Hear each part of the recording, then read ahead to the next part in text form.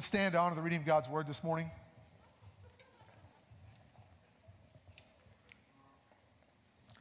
The text is Numbers chapter 23, and we will take a journey throughout the Bible at different times. So here we go. Verse 16, the Lord met with Balaam and put a word in his mouth. And so go back to Balak. Balak was the king of Moab. And give Balak this word.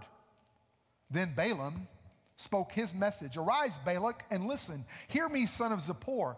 God is not human, that he should lie. Not a human being, that he should change his mind. Does God speak and then not act? Does he promise and not fulfill? I have received a command to bless, and I cannot change it. No misfortune is seen in Jacob. No misery is observed in Israel. The Lord their God is with them. And then you should underline this in your Bible or highlight it in your tablet or your phone.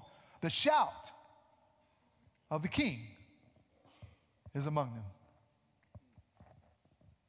They don't respond, Becky, this morning. You're right. They're just like, wow. This, dear friends, is God's word. Now, I love this passage of Scripture here in Numbers. You're probably looking and go, why are we having almost an Easter sermon out of the Old Testament, especially the law? Well, we'll probably get there to Easter sometime today. You know, there's so much here in this Numbers 23 verses. I think I could preach a sermon on each statement. I mean, God is not a man that he should lie. Oh, I like that. Does God speak and not act? He does not. And I've received a command to bless. And as I heard that, I began thinking about the blessing project over the last 3 or 4 weeks, and that we are commanded to bless, and we have a command to bless. And then I began to, God is blessed, and I cannot change it. Ooh, I like that. What you say over others and what God says over you cannot be changed. Doesn't matter what any other voice says. And then, no misfortune is seen in Jacob. I'm thinking to myself when I'm reading this, God, have you not been paying attention to the children of Israel? There's a reason why they've been wandering in the wilderness for the last 40 years. I mean, they're sexually immoral, they're rebellious, I mean, they have bad attitudes, I mean, they gripe and they complain all the time, but yet you can look at them and say, no misfortune is seen in them? That's because God has the ability to forgive your past. Wow. And God has, and to forget it too. You know, you can't forget your past, but he can. Yeah. Right. And he sees only the best in his children. But none of those are my sermon. No, that's not my sermon. See, it's the last part. It's verse 21. It's what I want to speak about, what God is saying over us today. The Lord their God is with them. The shout of the king is among them. And when I look at that, I go, shout of the king. I mean, because it's in my Bible, it's the word king is capitalized, which means Jesus is among them. In the Old Testament, when they're wandering in the wilderness, his shout is among them. And I began to think to myself, I began to have questions. What is the shout of the king? What does the shout of the king do? And then I began to think, isn't shouting viewed negatively in our culture for the most part? I mean, literally in the dictionary, it's a loud cry expressing a strong emotion. It's a yell. It's to utter in a loud voice. And I like this because some people often identify me as a yeller. Why are you laughing? Let's show this video real quick. There's a little bit of animation here from Coach Tom Izzo. Well, to his freshman, Aaron Henry. You would think on a 10-0 run, Tom Izzo would be happy. Izzo now having words with the freshman, Henry, who seems a little bit perplexed. And then this is still in that same huddle here. The little lunge there by Izzo. And you see the players?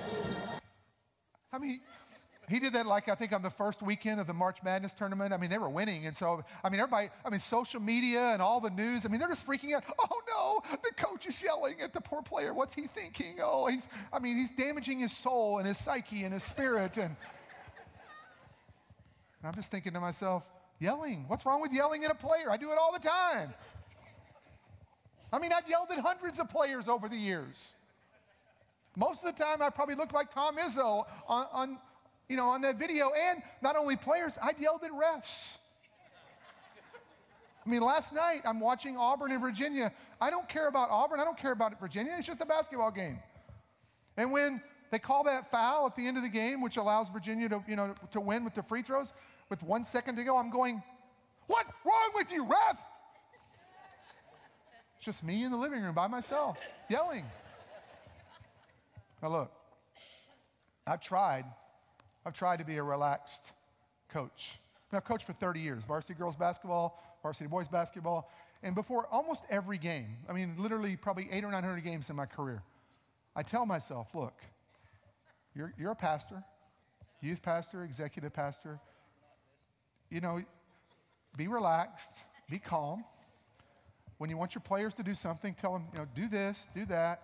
When the refs upset you, they make a bad call, just go, Mr. Referee, I'm okay with that. You're the authority here.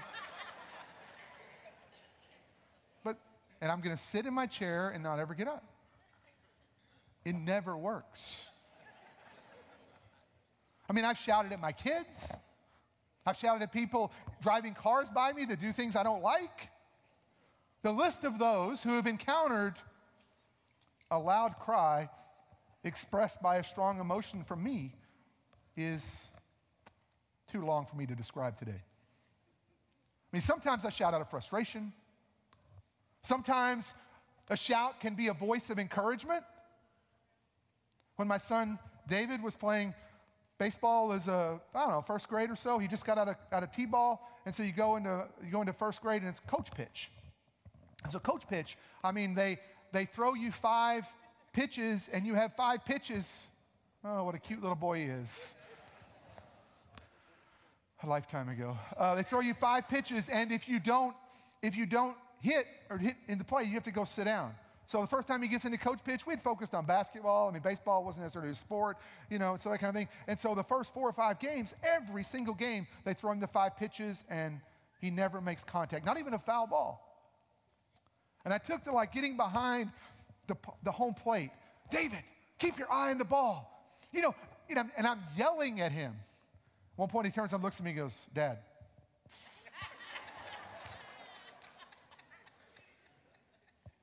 But it never worked. I mean, for 6 games. And so finally I had to go to Pastor Hennessy and say, we're trauma as parents, our son can't hit a baseball, I mean, all the other fans are the same thing, let's just. And Pastor Hennessy prays one prayer in a staff meeting, and we go back to the next game. First pitch, first swing, drives a line, drive single to right field. Prayer works, man. But a shout can also be used as a warning. I mean, you can look at your toddler and you can say, hey, get away from the street. It's dangerous out there. Or you can look at them and go, don't go near the stove. Or you can be a youth pastor and you can take your youth group to Gulf Shores, Florida to youth camp. Beautiful white sand beaches. We're in the Gulf Shores State Park there. We go across the street every day, lunch and dinner, and our leaders are preparing, grilled different type of things for us to eat. But in the Gulf Shores State Park, it's Florida, and there's a large pond, i.e. small lake. And in Florida, there are alligators. And so this park has a few alligators in the pond or the lake.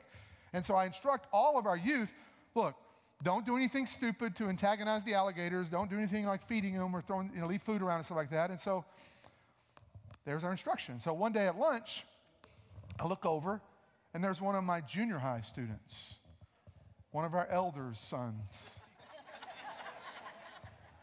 He's standing at the boat ramp, and there's an alligator about 30 or 40 yards out off the shore, just kind of looking at all of us. And I look at him, and he's taking pieces of his hamburger, and he's tossing them into the water. Now, I'm not going to name this young man, but he was an elder, and his oldest son is named Robert Madu. So the junior high student here was Nathan Madu. And I turn and I look. And I go, Nathan, could you please not throw hamburgers at the alligator? Get away from that! What are you doing? We can't afford to lose Nathan. The Madus are our only African-American family at the time.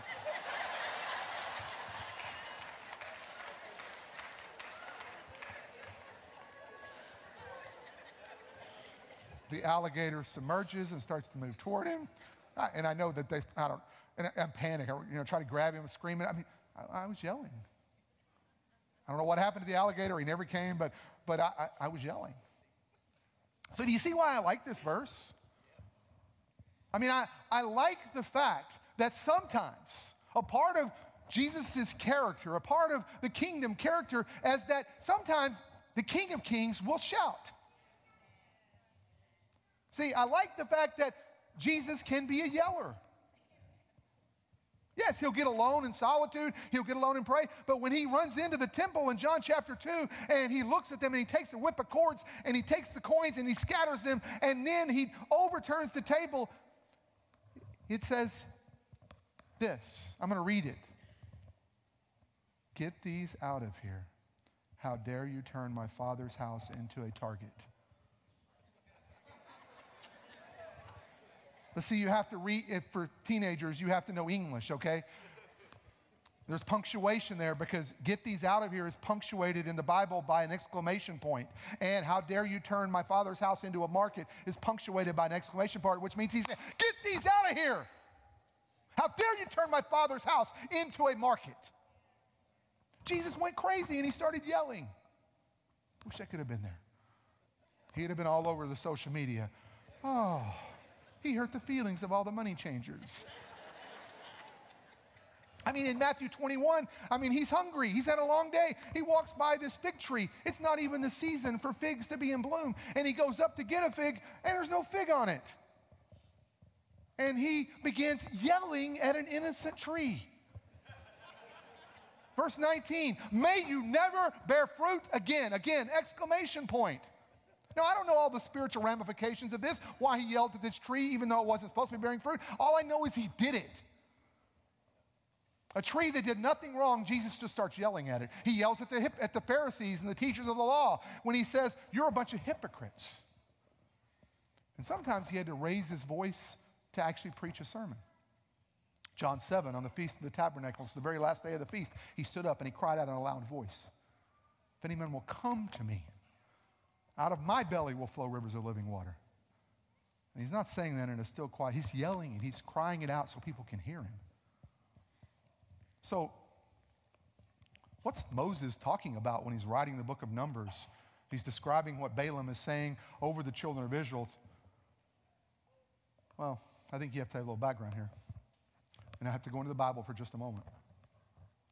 Because the background here is the children of Israel have been in the wilderness for 40 years because of their sin, because they didn't believe that God could actually deliver them. When they saw the giants, they got afraid. We're like grasshoppers, and so God punished them for their lack of obedience, and they spent 40 years in the wilderness wandering. The older generation had died. Miriam has died. Aaron has now died. 40 years have passed, and now it's time for them to go into the promised land, go in to get their destiny and their purpose. And they begin their journey toward the promised land, and on the way there's an army there, and there's an army of the Amorites, and they conquer them, and they defeat a couple of kings by the name of Sihon and Og. And when they defeat those kings and they're moving, there's a country there by the name of Moab that has a king by the name of Balak. He gets really freaked out. The Bible tells us that the people were terrified of the children of Israel because of what they had done to those other nations. And so he then decides, I've got to do something. And so he goes to a neighboring country and he finds the best Harry Potter of his time. Finds a man by the name of Balaam, a sorcerer who can practice divination, who can cast spells. And so he's going to go get him to come to where the children of Israel are, and he's going to have them cast a spell over the children of Israel. So he goes. He sends his messengers and he sends money and he says, hey, Balaam, will you come and you will come with me and cast spells over them? And then this is the weird thing about the Bible, because all things in the Bible that you'll never figure out till you get to heaven. It says that Balaam, the sorcerer, the Harry Potter, he talked to God about whether he should go or not.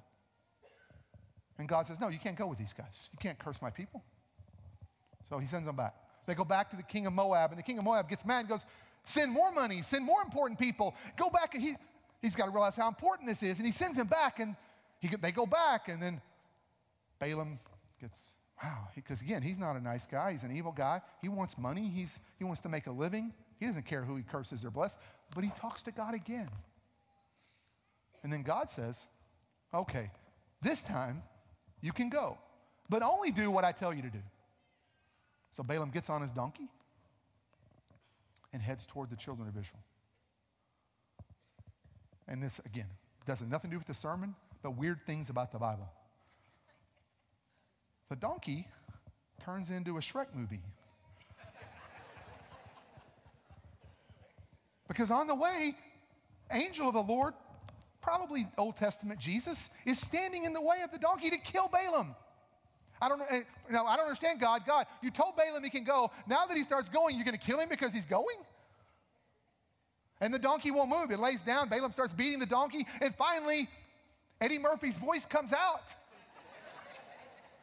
and says, hey, stop beating me. The donkey starts to literally talk. I've always been nice to you. There's this big angel or Jesus or Son of God with a flaming sword, and we're both going to die if I go any further. Somehow, Jesus moves and Balaam passes. King of Moab says, curse them. Does his little sacrifice sorcery thing. God gives him a message. Blesses them. Remember that part where what God blesses can't be changed? Who God has spoken over can't be changed? Even when wicked people try to curse you, they can't. The king of Moab freaks out. He goes, you can't do this. I brought you here to curse. What's wrong with you? Here, let's go way over here. If you go way over here and look at those people up there from a different angle, maybe you'll curse them from here. Balaam goes back to God, does his little 7 sacrifices, and God talks to him and gives this message. Ultimately, boiling it down to verse 21, the Lord their God is with them. The shout of the king is among them. Balak, you can't touch this. They are blessed. They are righteous. Their God is with them. God's shout, Jesus' shout is among them. And do you know what this tells me? There's power in the shout. There's authority in the shout. You see, something special happens in the spirit realm when you begin to shout. I wish I could take you back to the 3rd song of worship, but we're singing in the song that's called We Have Come, because I like to call it the shout song. Let all that is within me bless the Lord, O my soul. And then I shout out. Here's some of you like this morning. Bless the Lord, O my soul, and all that is within me. Shout out. Where are we going to eat for dinner?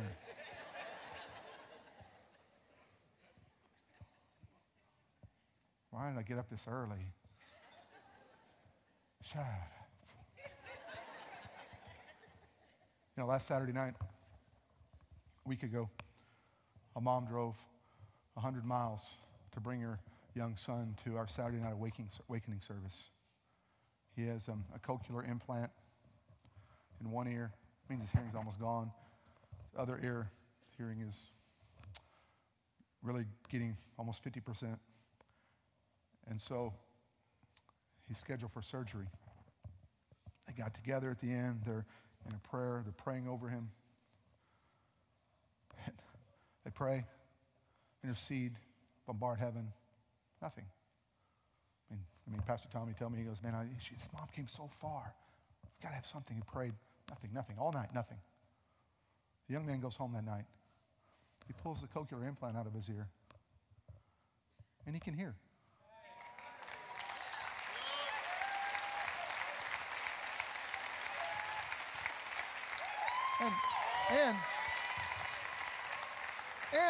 And No surgery required. Oh, no, stop. Let all that is within me shout out. Don't pretend like you care now. I mean, what does the shout do? I mean, what is Moses describing? He's describing a king who forgives sins. He's describing a king who blesses. He's describing a king who heals. And he's describing a king that's going to take them into their promised land in just a few weeks and months. See, and so the shout of the king is among us, but we have a part in this. So in the next 26 minutes and 5 seconds, what's our part in the shout? What is God asking us to do? Because sometimes you don't need to be still and be in solitude. Sometimes you need to shout. So here we go. Number one, what we need to do is we need to participate in the shout of war. The Hebrew word for shout is ruah, which is to split the ears with the sound, to damage by breaking. So when you shout, when you lift up the voice in praise, you split the ears of the enemy. You damage and you break up his kingdom. There's a reason why when you begin to come into worship that all of a sudden things begin to change. Because Psalms 8 verse 3 says, out of the mouths of children and infants, God has ordained praise. Why? Because of the foe and the avenger, and it silences him. It shuts him up. And so when you begin to shout, when you begin to praise, when you begin to go into things, it begins to do something in the app. You damage the enemy's kingdom. I mean, throughout warfare, like people going to battle, real battle, armies have used the shout as a war cry. It's a time-tested tactic for soldiers. I mean, I've been in places where the shout has damaged my ears. I mean, on January 1st, David and Paul and I, we went to, and Pastor Matt and his son Brandon, we went to New Orleans to go to the Sugar Bowl, watch Texas and Georgia, watch the Longhorns crush to the Bulldog, which actually, the actual Longhorn actually did attack the Bulldog before the game. That was really fun to watch. But we wound up getting tickets online, sitting in the lower bowl of the end zone. We wound up there in the middle of the Texas student section, and next to the band. And I've always wondered, why is it so hard to go play the Saints in New Orleans in the NFL? It's because that little Superdome is like, I mean, where you are, it's like in the lower level, you're covered by the upper level, and you're in like a little box. And they started shouting an hour before the game, and they never stopped. Now, we like the Longhorns, so we engaged as a part of that. But when I got done that night, I couldn't hardly hear because the shout had damaged my ears. And the shout had, if you got down near that end zone, it did something to the enemy. And that's in the natural realm. What's happening in the spirit realm? I mean, again, how can our culture understand the power of the shout in every single home field advantage or court advantage throughout our country in sports, but we can't get it in the church?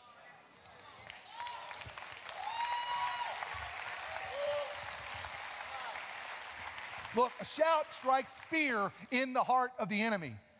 In 1 Kings chapter 1, Adonijah, David's son, had set himself up to be king, even though David had proclaimed that Solomon would be the king.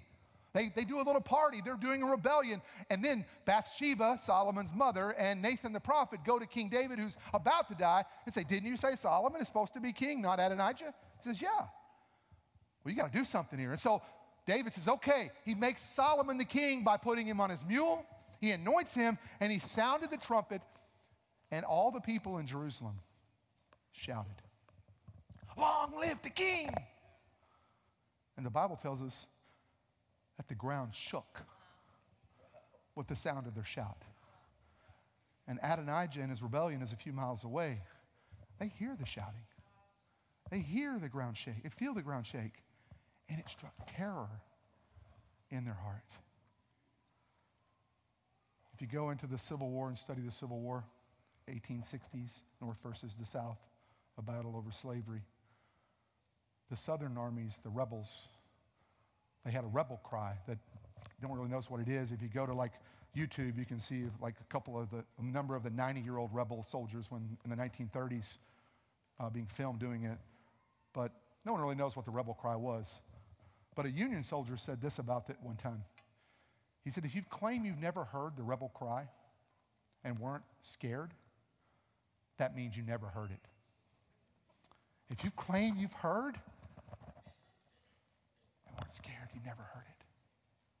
Because let me tell you something, the enemy's going to tell you that he controls your life. The enemy's going to tell you that he's going to take possession, of all the things that are dear to you. The enemy's going to throw a party to celebrate your defeat and your demise. But when that happens, become the Isley brothers and begin to get a little bit louder. Begin to get a little bit louder now. And it makes me want to shout. Because when you begin to shout, you begin to strike fear in the heart of the enemy. Your shout of praise he'll start to be, maybe I don't control them as much as I thought I did. Maybe I'm not in charge. And it doesn't just cause him to shout or to fear. It causes the enemy to flee. I mean, Judges chapter 7, Gideon is going up against the Midianites. They're as thick as locusts. The Bible says they're as vast as you can imagine. They can no more be counted that you can count sand on the seashore. And God says, here, Gideon, take these 300 guys. And so the 300 guys, they go, and what do? They smash a pitcher jar, they blow a trumpet, and they shout, a sword for the Lord and for Gideon. And this vast army, hundreds of thousands, they flee. Fear, flee, and then I'll do all the alliteration. A shout of war will cause it to fall. It'll call the walls in your life to fall. Joshua chapter 6. Everybody knows the story. One time around the city of Jericho, once a day for 6 days. No one says a word. And again, time for silence. No one opens their mouth. On the seventh day, 7 times around the city, 13 times silence. But at the end of the 13 times, 7 times on the seventh day, blow the trumpet and have all the people give a loud shout. The walls fall. When we come together on a Sunday morning and we begin to praise, the enemy gets afraid. He begins to flee. The walls begin to fall. Our praise, our shouts of war causes the walls of greed and selfishness to fall. It causes the walls of sickness and disease to begin to fall. Cancer falls and those kind of things. The walls of religion, the walls of strife, the walls of division. They begin to fall. Sometimes you got to shout for war, like you're going to war. Sometimes. And this one's probably more applicable to many of you. You need to shout for joy. Some of you need this. You need to shout for joy. I mean, I watched the young people up here do their fine arts choir a little bit earlier. Did a great job, guys. But when you go to nationals in Orlando, and every year it's a different city, there will be 5,000 to 10,000 young people competing in categories over fine arts all over the nation. And then on Friday night or Saturday, depending on when they do the celebration service, all these people and their families and the churches will get together, and there will be 10 to 20,000 people in a large convention center or a NBA basketball arena, a couple times in a football stadium, doing the celebration service. And so you sit together, like in our church, 500 or 600 of us will sit together. And something that we are competing in that we think we're going to have success in, they'll make the merit round, and then at the celebration service, they're going to put the top 3 up on the screens. And when you see your church's name go up, or a student in your church, like last year when King Dennis, it goes up, top 3, King Dennis, Trinity Church. Everybody goes, yeah, King. And then you sit in expectation for like maybe 5 seconds, seems like 5 hours, while you wait for them to announce the winner, the best in the country. And when they announce the winner, oh, that's so cool. King won. Yay, King. Yes. No, the whole group of us goes nuts. 500, we're jumping up and down. We're screaming. We're shouting for joy. And these moments are not golf clap moments. They're joyful moments.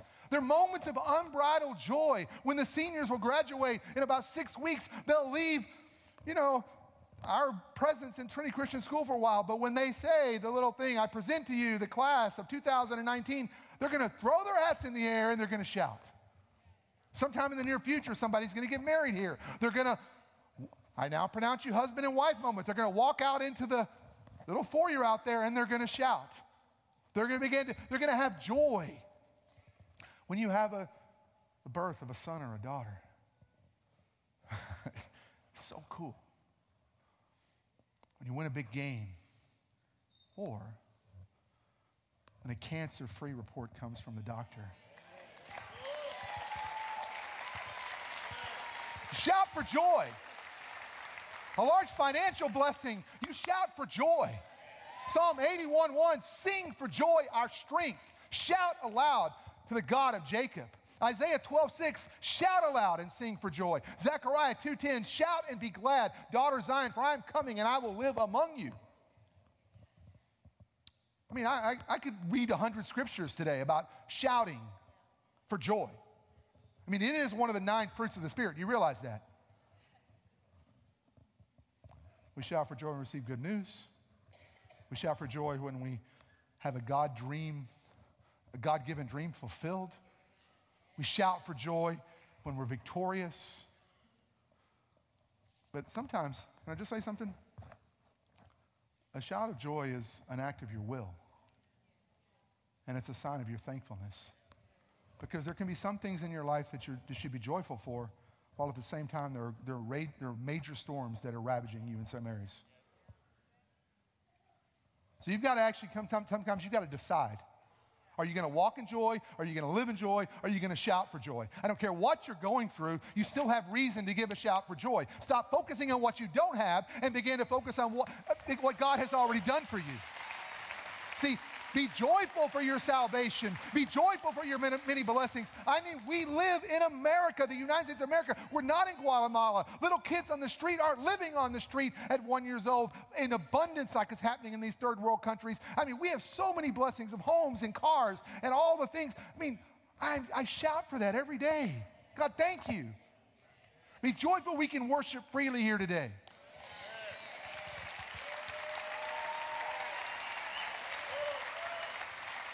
Be joyful for your home, your car, whatever is good in your life. Be joyful. Oh, I mean, in 2 weeks and 4 days, Thursday, April 25th, I'm going to get on a plane, the Lord willing.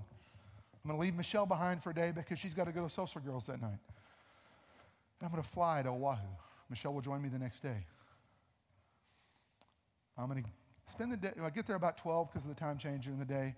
We'll do some stuff in Honolulu on a Friday morning early because of the time change. I'm going to get up about 4. I'm going to head to the Coco Crater, volcano crater. I'm going to climb that before sunrise. I'm going to get to the top of that mountain. I'm going to wait about 30 minutes, and the sun's going to come popping up over the islands of Maui and Lanai out in the future. I'm going to see this beautiful bay to my right, and I'm going to shout for joy.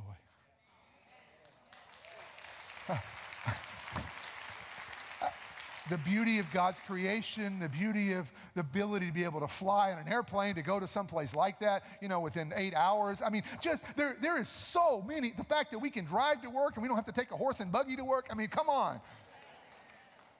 The fact that you can get on your phone right now, be on the Instagram, social media, Facebook, whatever it is, text somebody, call somebody. The fact that your phone is having to ping a satellite and going to space and back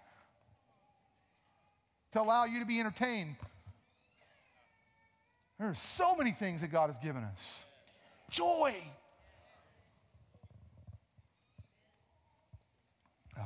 Shout of the King is a shout of war. Shout of the King is a shout of joy. Shout of the King is a shout of declaration. Matthew 21. Told you we'd get to Palm Sunday, Easter. A very large crowd spread their cloaks on the road. Verse 8 of Matthew 21. While others cut branches from the trees and spread them on the road. The crowds that went ahead of him and those that followed shouted, Hosanna to the Son of David. Blessed is he who comes in the name of the Lord. Hosanna in the highest heaven. So you see, he's not yet the Messiah they're believing for to conquer the Romans. He's not yet been in a tomb for 3 days and been resurrected off of, out of the death, hell, and the grave. No, they're prophetically declaring who he is. Hosanna means save us. They're saying, save us, Savior, Son of David. They say, you're our Messiah. They're declaring it with their shout. With their shout, they're saying, the King is among us. Look, sometimes you need to shout. You need to call those things as not, as though they already were. I don't care what it says. This is what I'm going to say about it. John chapter 11, Lazarus had been dead and buried for 4 days. This is just a few months before this event in Matthew, Palm Sunday day. The main reason why he got killed was raising Lazarus from the dead. He walks up to the tomb. Lazarus, come out. Whisper, still small, quiet voice. No, again, it's exclamation point. Lazarus, come out. He had to be loud. You know why? Because Lazarus is already in the paradise side of Hades. His shout had to go all the way down into that realm where Abraham was and where David is and something. He's pulling Lazarus out of Hades. Shh. He's declaring. Speak to your cancer. Shout to it. This sickness will not end in death. Shout to your finances. I've never seen the righteous forsaken or a seed begging for bread. Shout to the prodigal, come home. Because you're doing something in the spirit realm. One of the defining moments in my life, it's not really spiritual, but it is because it's a dream that I always wanted to accomplish. Playing basketball and playing sports growing up and coaching, I always wanted to win a state championship. My junior year, we lost a state championship game playing basketball. Coached for a number of years, and in back-to-back years, in 2007 and 2008, the basketball team, boys team here at the school, competed for the state championship. We lost in 2007. 2008, we're playing in San Antonio in the championship game. And we're good. I mean, we're just killing them. I think we're up by 25 at halftime.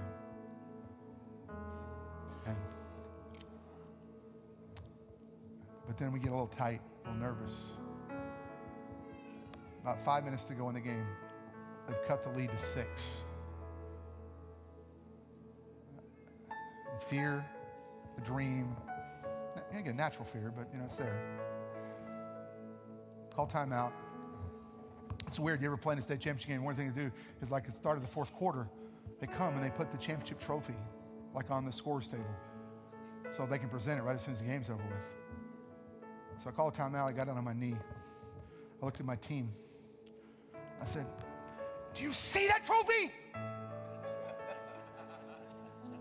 The enemy's not going to give it to us. You got to go take it."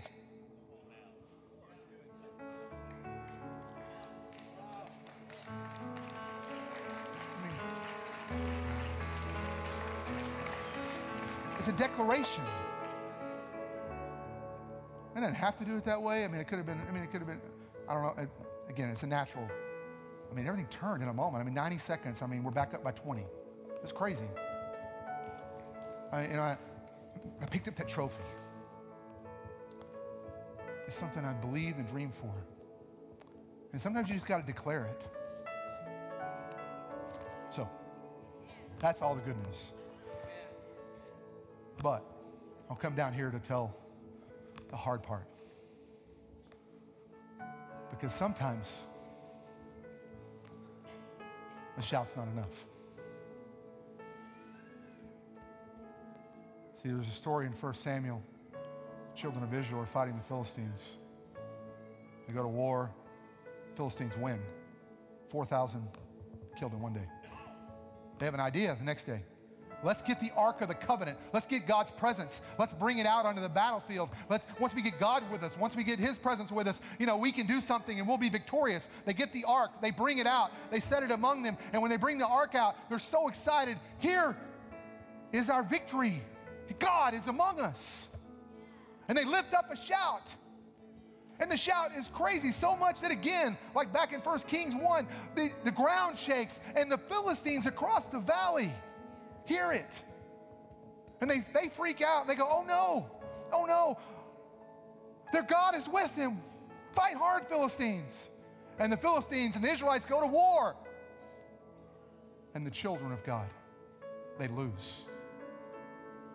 The Ark of the Covenant is captured, as Pastor preached about 2 weeks ago, and it's taken into captivity into the Philistine territory. And why did they lose? Because Samuel's sons, Hophni and Phinehas, the priests in the house of the Lord, were stealing, and there was sin. Sin. And God wasn't going to give victory no matter how much they shouted until they got their hearts right. So you want to know, going all the way back to the beginning of this service, shout aloud. We were doing it, and then all of a sudden it got quiet, thick, because God's dealing on your heart. Bow your heads.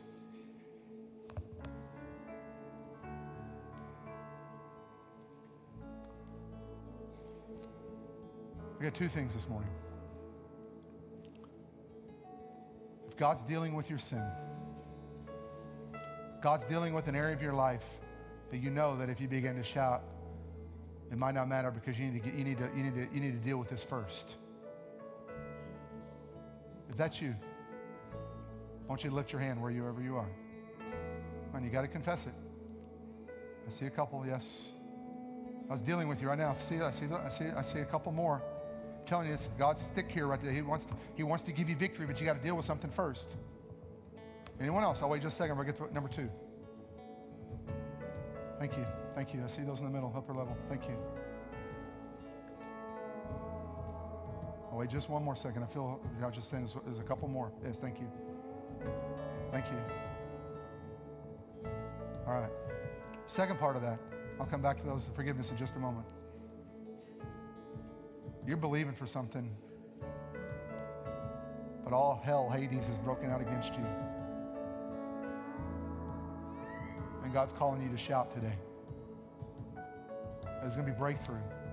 The enemy's going to flee. He's going to strike. You're going to strike fear in his heart. And the walls that you're going to fall. But if that's you, I just want you to lift your hand. You're believing for something and you need to shout a victory today. I want you to lift your hand. I see them all over this place. Anybody else? Wait just one more second.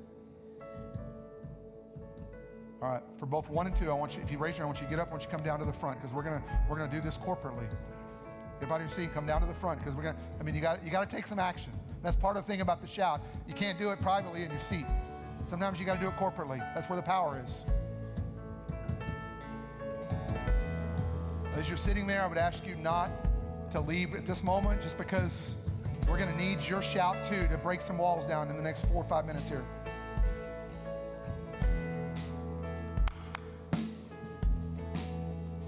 Jesus.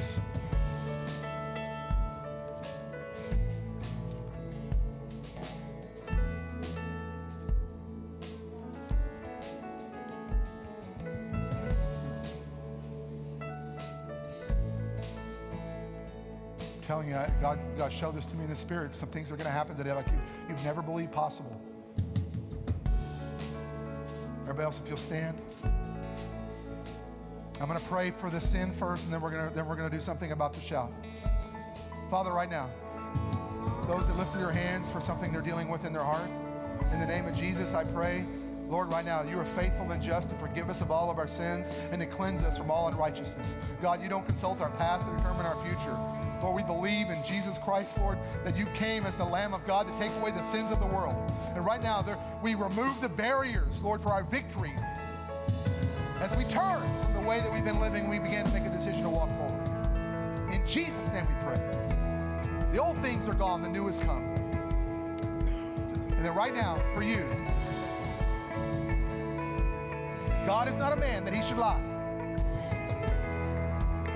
God is not a human that he should lie. He doesn't change his mind.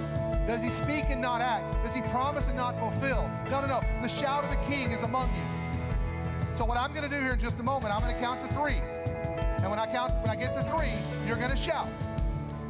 And then everybody in here is with you. This army is with you. They're going to shout. When you begin to shout, you're going to strike fear in the heart of the enemy. The ground's going to tremble. The enemy's going to have to flee this building. Satan has left the building when we begin to shout. And the walls of your life are going to fall. They're going to fall. We're going to go take what God has promised. It may have been 40 years, and it doesn't matter. It's over now. We're going to go get what God has promised. The shout of the King is among us. All right, I'm going to count to 3. We're going to shout. Teenagers, I need you to shout. Like you're in a game. Like you're believing for victory for your team.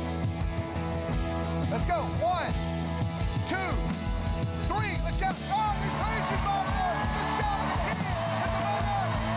the King is among us.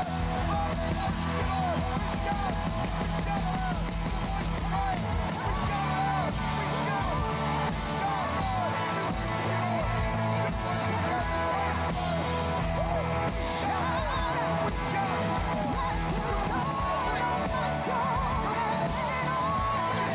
you, Lord. We shout. We shout aloud. The voice of Christ. We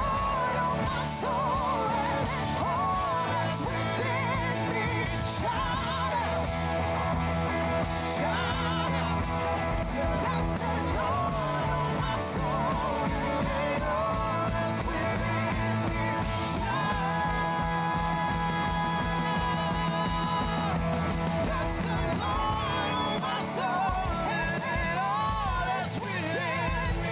shout. We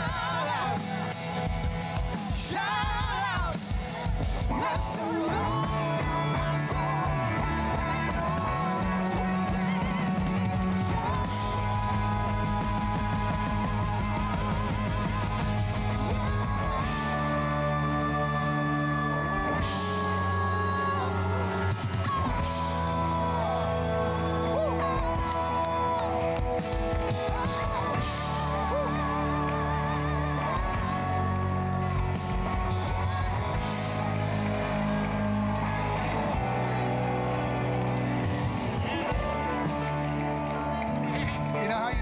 Shouted to the appropriate level when you begin to lose your voice.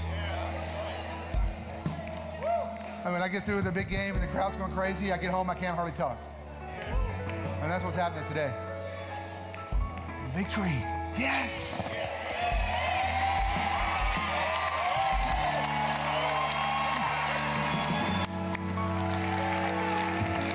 They're going to worship.